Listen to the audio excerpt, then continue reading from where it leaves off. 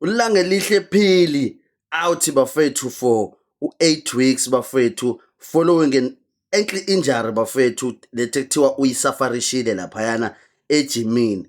And mina bafethu senginabo abantu engibasolayo ukuthi ibona abalimaza uphili laphayana bafethu kwi-training. Yabona bafethu uma ngingesiye uBafu uNdlovu noma uMigeli, yabona leyo two bafethu, leyo two leyo ngiyayisola bafethu. Ukhona oyedwa ovele wahlala eqakaleni kuphili bafethu, wathi nje uphili bafethu efika nama-friends esathembisa wavele wamsenda kuma-stadium bafethu.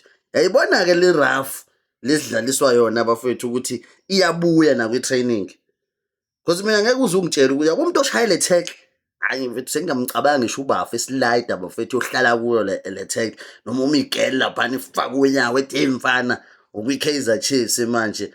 Mase belimazana bodwa bafethu, kanti babuye bangazi labantu bafethu ukuthi funeka ulimaze opponent. Lo muntu uyi-opponent ejimini, not ukuthi useyi-opponent unomphela uyamdinga.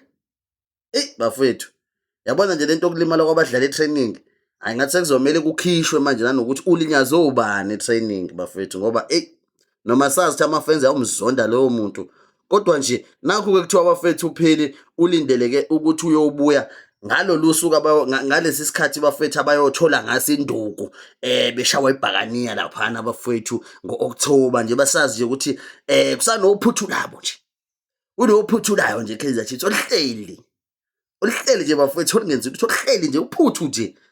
Siyobe sibathuma uphuthu lapha ngo-October bafethu, kuthiwa ngazi ukuthi u-expected ukuthi at least-ke ngaleyo game bafethu uzobe se-fit, noma singazi ukuthi uyobe fit enough ngoba phela uma bedlala ne-Pirates kuvele kungabikho umuntu ofit, bavele babe weak bonke.